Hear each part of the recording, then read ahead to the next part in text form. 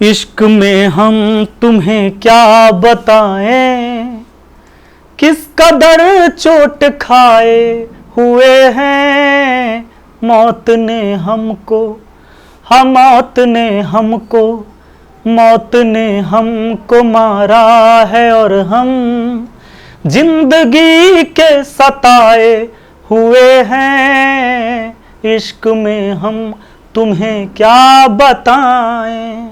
Hello दोस्तों, आप सभी का स्वागत है आपके अपने YouTube चैनल मैथ मस्ती पर। दोस्तों मैं हूं विपिन यादव और चलिए आज हम आपको पढ़ाने वाले हैं मेंसुरेशन में दोस्तों जो हम आज आपको बताने वाले हैं, सबसे पहले बेसिक छोटी छोटी बातें करेंगे सबसे पहले, और एक वीडियो और आएगा जिसमें हम सारे क्वेश्चन कराएंगे।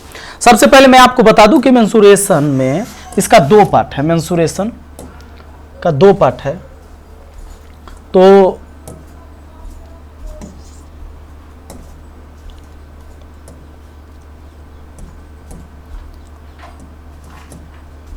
आइए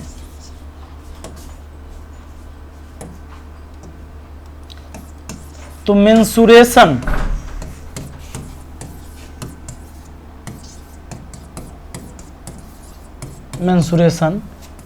इसके दो पार्ट हैं, एक 2D और एक होता है इसका 3D। 2D कौन है और 3D कौन है? 3 डायमेंशन और 2 डायमेंशन। जिसमें लंबाई चौड़ाई होगा ये हो गया आपका 2D, और जिसमें लंबाई चौड़ाई ऊंचाई भी होगा वो होगा 3D। मतलब कि अगर हम बात करें आपसे कि भैया 2D में कौन कौन आएगा, तो आपके सारे तरह के चतुर्भुज आ जाएंगे, जितने भी प्रकार के चतुर्भुज हैं आपके त्रिभुज आ जाएंगे। तो चतुर्भुज और त्रिभुज, जितने भी प्रकार के त्रिभुज के बारे में पढ़ना है, चतुर्भुज के बारे में पढ़ना है और वृत्त के बारे में पढ़ना है या अर्धवृत्त के बारे में पढ़ना है, ये सारे आपके 2D में हो जाएंगे। जबकि अगर 3D में चलेंगे तो आपके पास बेलन हो जाएगा, आपके पास शंकु के बारे में पढ़ना होगा, इसमें आयतन भी निकालना रहता है ना, लंबाई चौड़ाई ऊंचाई पता रहेगा। अब देखिए इसमें क्षेत्रफल और परिमाप का चर्चा होगा, इसमें पृष्ठीय क्षेत्रफल भी पूछेगा, आयतन भी पूछेगा, ठीक है।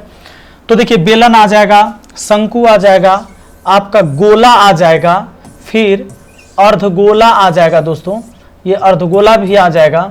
उसके बाद हम बात करें तो छिन्नक, चलिए छिन्नक भी आ जाएगा। उसके बाद आपको घन आ जाएगा,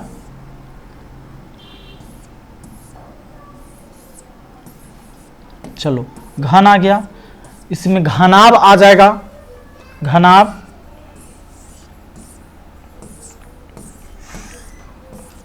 ये घनाभ भी इसी में आ जाएगा।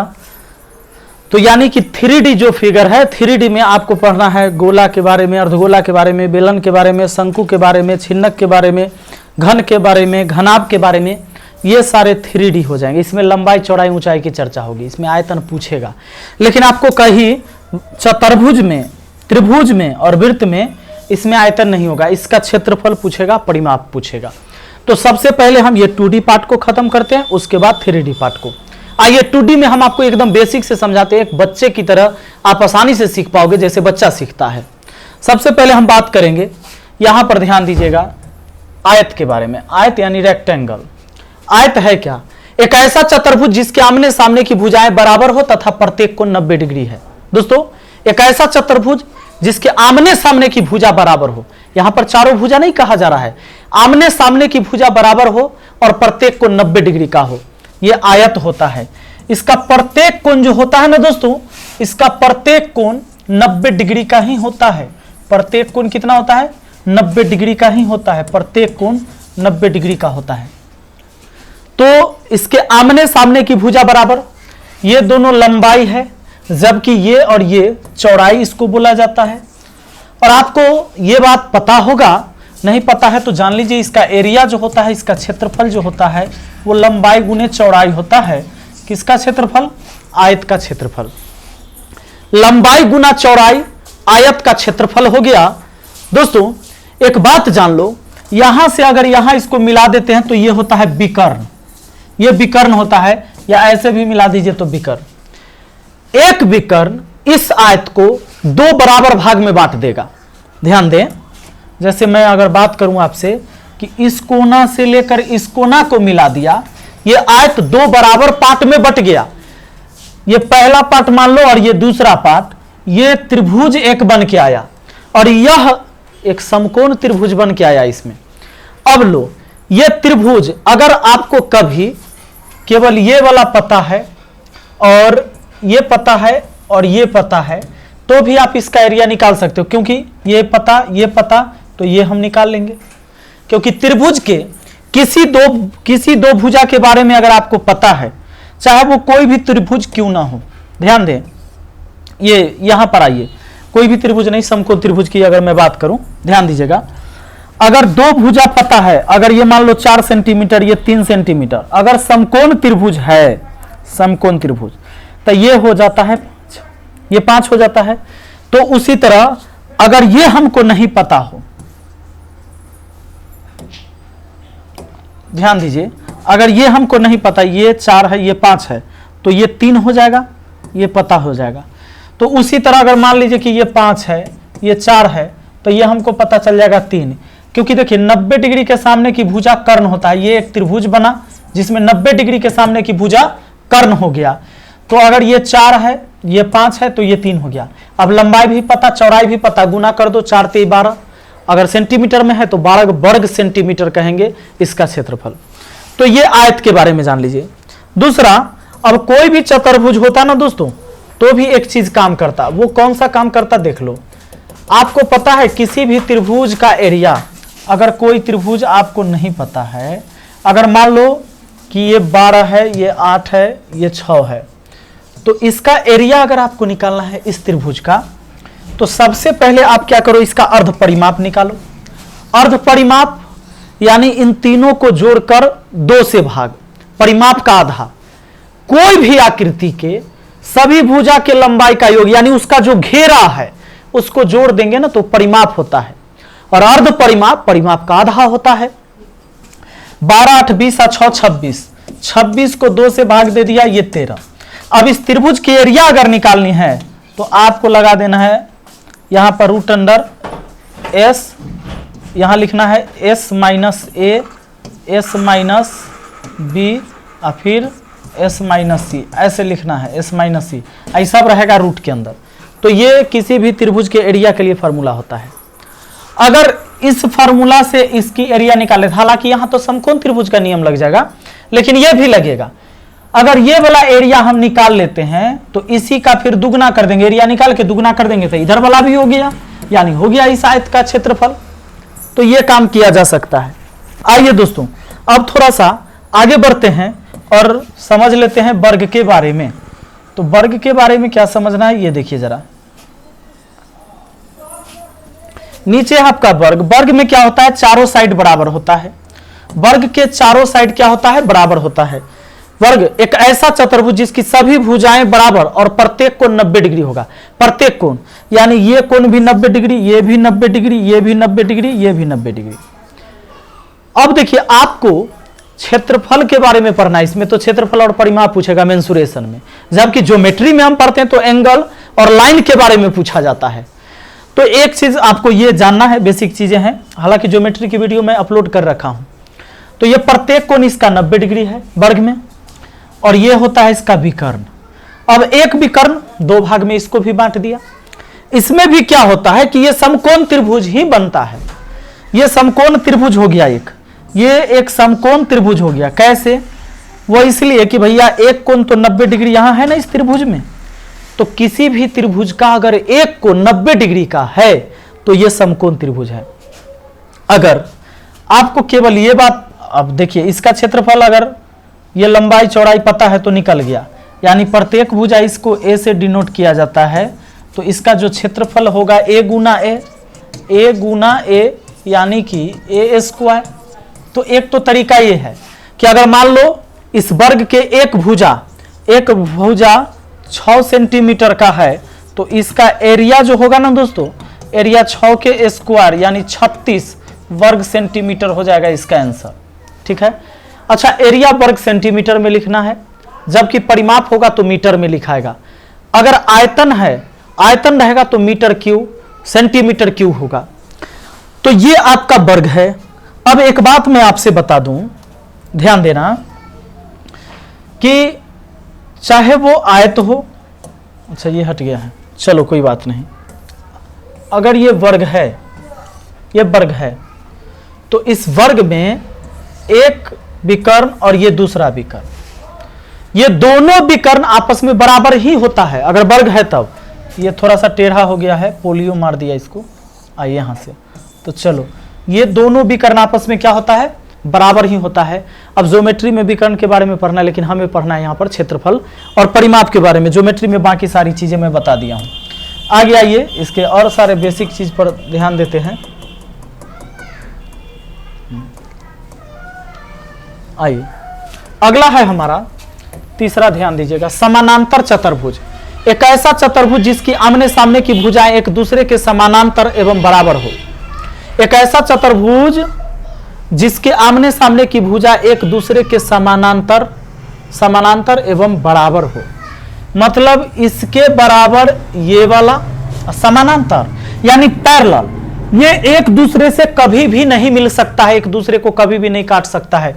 जैसे मान लो इस भुजा को आगे की ओर बढ़ा देंगे, इस भुजा को भी आगे की ओर बढ़ा देंगे, तो ऐसा कभी नहीं कि एक दूसरे को कहीं जाकर काटेगा, नहीं काटेगा। तो इसके आमने सामने की भुजा समानांतर होगी और एक दूसरे के बराबर भी होगी। ये भुजा इसके बराबर और ये भुजा इसके बराबर, और ये भुजा भी एक दूसरे को कितना भी आगे बढ़ा दीजिए कभी नहीं काट सकती। ये समानांतर चतुर्भुज है। इसमें भी दोस्तों उसी तरीके से, ये देखिए, आपको चाहे तो ऐसे लेके और यहां पर देखिए, अगर इसका आधार और यहां से ऊंचाई पता हो जाएगा तो आप गुना कर दोगे, आधार गुने ऊंचाई, इसका क्षेत्रफल हो जाएगा। दूसरा कंडीशन, ये वाला और ये वाला और ये वाला नियम से एक त्रिभुज का एरिया निकाल दिए, इसका दुगना कर देंगे तो इस पूरे का एरिया निकल जाएगा। ऐसे ही सवाल सेट होके आएगा। वो चीज इसमें भी लागू होगा। कोई एक विकर्ण इसको दो बराबर भाग में बांट देता है, एक त्रिभुज का एरिया निकला, दूसरा का एरिया निकल गया। या इसके लिए, ये समचतुर्भुज के लिए तो ये भी फॉर्मूला 1/2 पहला विकर्ण गुना दूसरा विकर्ण। अच्छा देखो, अब एक बात आप समझ लो इसके एरिया के लिए, समचतुर्भुज और समानांतर चतुर्भुज। ये क्या है? समानांतर चतुर्भुज। समानांतर चतुर्भुज में क्या है कि इसके आमने सामने की भुजा बराबर और समानांतर होती है, यानी एक दूसरे को कभी नहीं काटेगा। तो क्या हम कह सकते हैं कि एक आयत जो है यह भी समानांतर चतुर्भुज है? और क्या हम ऐसा कह सकते हैं कि वर्ग जो है यह भी समानांतर चतुर्भुज है? दोस्तों यह बात बिल्कुल सही है, आयत भी समानांतर चतुर्भुज है और वर्ग भी समानांतर चतुर्भुज है भैया। यह समानांतर चतुर्भुज है, ध्यान दीजिएगा। यह समानांतर चतुर्भुज की श्रेणी में आ गया। मैं आपसे फिर कहता हूं कि ज्योमेट्री की भी वीडियो जरूर देखिएगा, तब जाके आपको इसके बारे में बहुत अच्छा से समझ में भी आएगा, क्योंकि उस लाइन के बारे में और एंगल के बारे में बताया गया है, उसमें भी बेसिक चीजें बताया गया है। यहां भी हम बता रहे हैं। ये आयत, वर्ग और ये देख लो, ये सारे जो है ना चतुर्भुज, ये समानांतर चतुर्भुज है, क्योंकि समानांतर चतुर्भुज का परिभाषा ही है उसके आमने सामने की भुजा बराबर और समानांतर होनी चाहिए। बताओ क्या इसके आमने सामने की भुजा इक्वल होगा कि नहीं होगा? इसके आमने सामने की भुजा इक्वल होगा कि नहीं होगा? अच्छा, इसमें भी आमने सामने की भुजा बराबर, आमने सामने की भुजा बराबर। जब चारों भुजा इसमें बराबर होता है तो आमने सामने होगा, बराबर होगा। ये सब समानांतर चतुर्भुज में आ गया। अब देखो यहां समचतुर्भुज, रोम्बस, एक ऐसा समानांतर चतुर्भुज जिसकी चारों भुजाएं बराबर हो, समचतुर्भुज। अब इसमें क्या है? इसकी प्रत्येक भुजा ए है। इसकी प्रत्येक भुजा क्या है? ए है।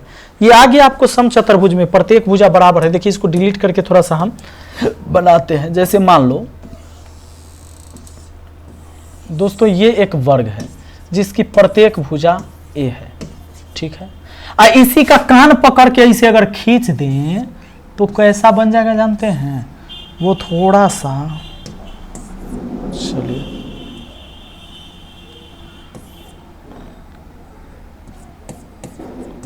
मान लो ऐसे बन गया। अभी भी चलो ए ए ए, क्या किया मैंने? इसमें कान पकड़ के थोड़ा ऐसे खींच दिया। जब कान पकड़ के मैंने इसको खींचा तो क्या हो गया? यहां ध्यान देना। आइए, तो ये ही फिगर ऐसा बन गया, लेकिन इसकी चारों साइड तो बराबर है।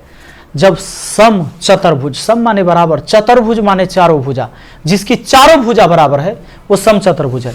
अब सम चतुर्भुज में दोस्तों, सम चतुर्भुज रोम्बस नहीं, तो सम चतुर्भुज में आपको आयत नहीं आएगा, आयत नहीं आएगा। सम चतुर्भुज के अंतर्गत आयत नहीं आएगा, आयत नहीं आएगा। आयत क्यों नहीं आएगा भाई?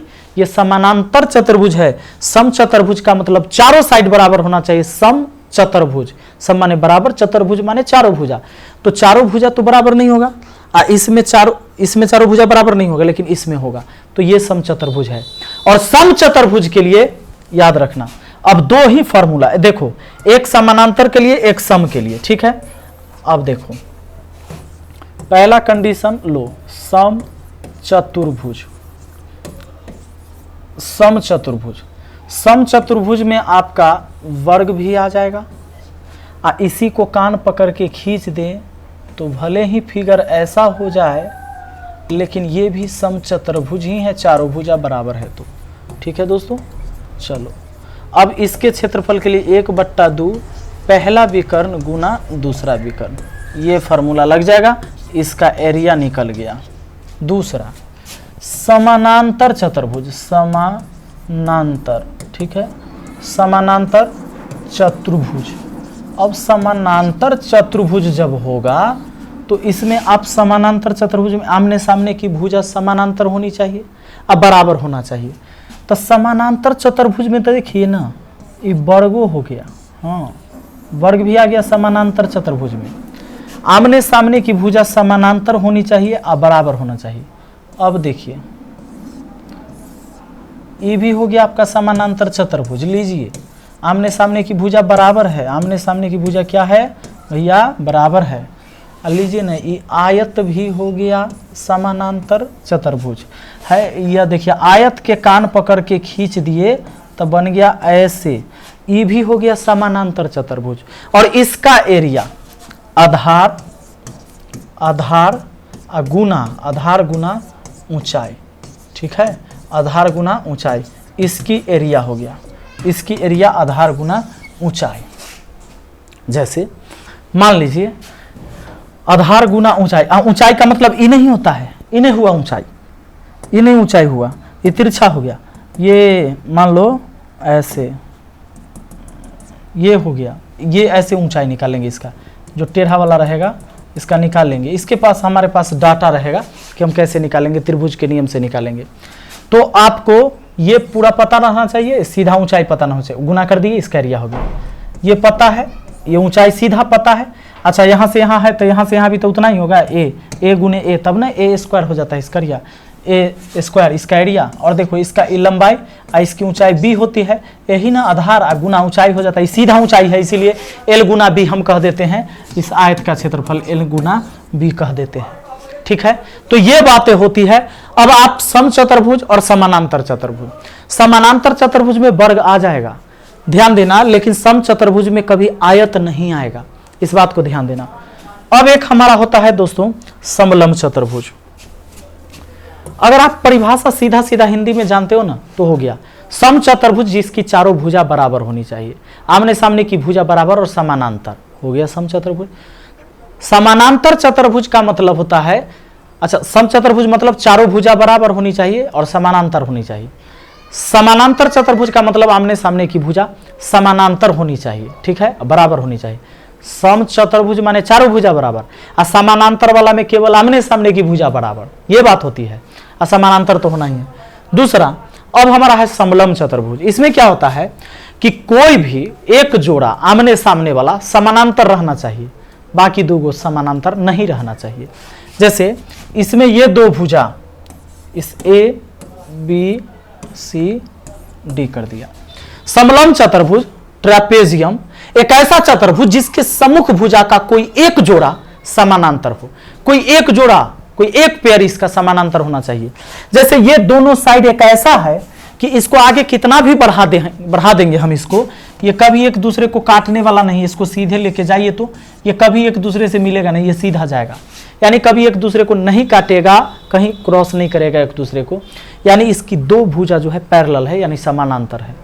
और जबकि ये दो भुजा की अगर बात करें, इसको हम आगे बढ़ाएंगे, ये ऐसे जा रहा है, सीधे बढ़ाएंगे तो आगे कहीं ना कहीं दूर जाके काट देगा, तो ये दो असमानांतर है, दो समानांतर नहीं है। तो अब क्या हो जाएगा, ये हो गया आपका समलंब चतुर्भुज। अब दोस्तों समलंब चतुर्भुज के एरिया होता है 1/2 समानांतर भुजा के लंबाई का योग गुना ऊंचाई। जैसे समानांतर भुजा ई वाला ए और ई वाला बी बोल दिए, और इसकी ऊंचाई पता रहेगी, तो बस 1/2 a + b + h। कोई भी चतुर्भुज हो उसके चारों साइड जोड़ दीजिए, बस हो गया उसका एरिया, सॉरी परिमाप हो गया। आइए हम क्वेश्चन करेंगे तो बाकी सारी चीजें क्लियर होगा, एक बार हम परिचय करवा देते हैं इस वीडियो में। अब हमारे पास है समकोण त्रिभुज, क्योंकि इसके बारे में भी हमको पढ़ना है। समकोण त्रिभुज तो यानी कि राइट एंगल ट्रायंगल, एक त्रिभुज जिसका एक कोण 90 डिग्री के बराबर हो, कोई भी ऐसा त्रिभुज जिसका एक कोण 90 डिग्री के बराबर हो, समकोण त्रिभुज होता है। और समकोण त्रिभुज के ये कर्ण हो गया दोस्तों, ये 90 डिग्री यहाँ है, 90 डिग्री के कोण के सामने की भुजा कर्ण होता है, एक लंब यहाँ तो आधार यहाँ, क्योंकि अगर थीटा यहाँ इस कोण से बात करिएगा तो लंब ये होगा, जबकि इस कोण से बात करिएगा तो लंब बी हो जाता है। ट्रिग्नोमेट्री में भी बताया मैंने और ज्योमेट्री में भी। इसमें नियम यह है कि कर्ण का वर्ग जो होता है, कर्ण का वर्ग बाकी दोनों छोटी भुजा के वर्गों के योग के बराबर होता है। इस शर्त को, ये पाइथागोरस का नियम है, इस बात को आपको याद रखना है। कर्ण का वर्ग बाकी दोनों भुजा के वर्गों के योग के बराबर होता है।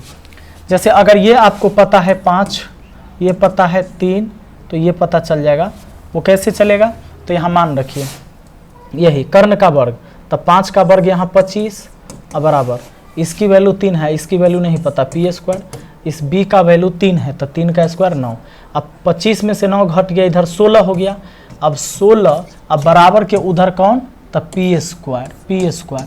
अब स्क्वायर हटा तो इधर रूट चढ़ा, तो 4 आ गया p की वैल्यू, यानी लंब हो गया 4। दूसरा है, आगे समझिए, समद्विबाहु त्रिभुज। अच्छा, इसका एरिया की अगर हम बात कर दें तो इसकी एरिया होती है 1/2, ये देखिए ई आधार गुना ऊंचाई, यही लंब, यानी 1/2 b गुना p। अच्छा, ये फार्मूला किसी भी त्रिभुज पर लगेगा, लेकिन उसकी सीधी ऊंचाई पता होनी चाहिए। जैसे इसमें भी लग जाएगा, लेकिन ये सीधा ऊंचाई पता रहेगा, तो इसमें लग जाएगा 1/2 आधार ये वाला पूरा, इसका कुछ भी नाम दे दे, अगर x नाम दे दे तो x, ऊंचाई अगर h है तो h, बस इस पर भी लग जाएगा। ऐसा नहीं कि ये फार्मूला केवल समकोण त्रिभुज में लागू होता है। किसी भी त्रिभुज का अगर आधार ऊंचाई पता है तो 1/2 आधार गुने ऊंचाई लगा सकते हैं क्षेत्रफल के लिए।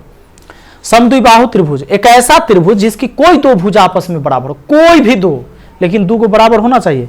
सम माने बराबर, दुई माने दूगो, बाहु माने भुजा, जिसकी दो भुजा बराबर है। अब कोई भी ऐसा त्रिभुज दोस्तों जिसकी दो भुजा बराबर है तो उसके दो कोण भी बराबर होंगे। लीजिए यहां पर लिखा हुआ है, किसी समद्विबाहु त्रिभुज के सम्मुख कोण बराबर होते हैं, यानी कि समद्विबाहु त्रिभुज है तो इसके ये दोनों कोण बराबर होंगे। ये दो भुजा जहां पर टीका है तीसरी भुजा के दोनों छोर पर दोनों कोण बराबर हो जाएगा। ठीक है, अगर तीनों भुजा बराबर है तो तीनों कोण बराबर, कोई भुजा बराबर नहीं है तो कोई कोण बराबर नहीं, लेकिन तीनों कोणों का योग 180 डिग्री होगा। आइए अब दोस्तों, अब समझिए कि परिमिति, ज्यामितीय आकृति के बाह्य सीमा रेखा की लंबाई परिमिति या पेरीमीटर कही जाती है।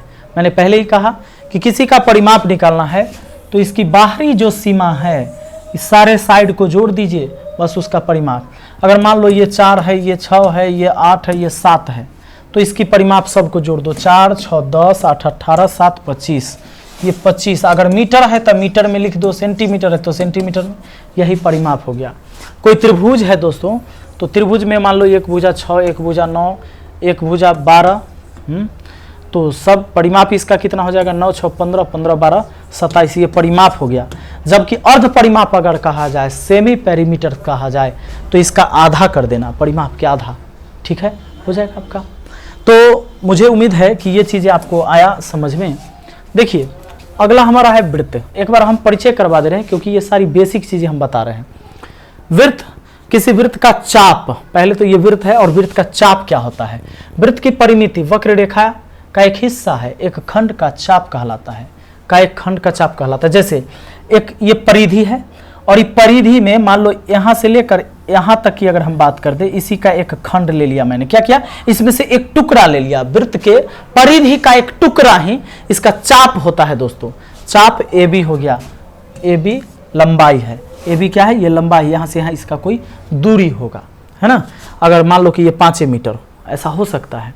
और इसी में दोस्तों अगर यहां से और यहां मिला दें, ऐसे कर दें, तो ये ही वाला पार्ट वृत्त का एक पार्ट है ना, ये कहलाता है जो त्रिज्या से घिरा हुआ है दोस्तों, त्रिज्या से घिरा हुआ है तो त्रिज्य खंड कहलाता है।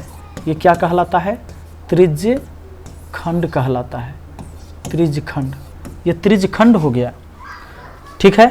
और मान लो कि कोई वृत्त है और वृत्त में ऐसे है, ठीक है, तो ये जो एक पार्ट है वृत्त के जीवा जो है, ये जीवा होता है, और जीवा जो पार्ट बांट दिया ये वृत्त खंड कहलाएगा, वृत्त खंड हो गया दोस्तों, ये वृत्त खंड हो गया। ये हो गया वृत्त दो खंड में, एक खंड इधर एक खंड उधर, तो ये वृत्त खंड, दोनों वृत्त खंड ही है। हाँ, अगर इसको कहें तो छोटा वाला वृत्त खंड यानी लघु वृत्त खंड, और ऊपर वाला का बात करिएगा तो दीर्घ वृत्त खंड कह सकते हैं आप, दीर्घ वृत्त खंड कह सकते हैं, दीर्घ वृत्त खंड कह सकते हैं। इसको छोटा वाला को क्या कह सकते हैं, लघु, और ये वृत्त खंड कह सकते हैं। आज जो त्रिज्या से घिर गया ये त्रिज्य खंड कहलाता है, ठीक है। ये जो कोई पार्ट है, मान लो यहां से यहां तक हम अगर सी दे दिए तब BC एक चाप हो गया, ठीक है। ये पूरा घेरा इसका परिधि हो गया। आइए हम इसके बारे में फिर डिटेल से पढ़ेंगे, एक बार हम ये केवल ये बता रहे हैं कि भैया हमको पढ़ना क्या क्या है। देखिए, यही वृत्त का त्रिज्य खंड, वृत्त के चाप, उसके केंद्र एवं दो त्रिज्याओं से घिरा क्षेत्र त्रिज्य खंड कहलाता है, जो अभी मैंने समझा दिया कि इस चाप आई दो त्रिज्या से घिरा हुआ एक खंड, यही जो खंड है, ये जो छायांकित भाग, यही छायांकित भाग त्रिज्य खंड हो गया, AOB ऐसे, ठीक है ना, ये त्रिज्य खंड हो गया दोस्तों। चलो आगे बढ़ते हैं। तो अब ये सारी चीज़ें हो चुका है यहाँ तक। हम अगली वीडियो में अब क्या करेंगे, जैसे अब मैं चतुर्भुज लेके चलूँगा कि चतुर्भुज, अब चतुर्भुज पढ़ना है तो डिटेल से चतुर्भुज के सारे चीजों को एनालिसिस करूंगा अगली वीडियो में, और उस पर संबंधित प्रश्न करा दूंगा। एक वीडियो लेकर आऊंगा त्रिभुज पर, त्रिभुज को पूरा एनालिसिस कर दूंगा। अभी तो केवल मैंने ये बताया इस वीडियो में कि पढ़ना क्या है, होता कैसे है, क्या क्या है, वो चीजें समझा दिया है। त्रिभुज लेके आएंगे, त्रिभुज पूरा खत्म कर देंगे एक वीडियो में, और एक वीडियो में वृत्त को खत्म कर देंगे।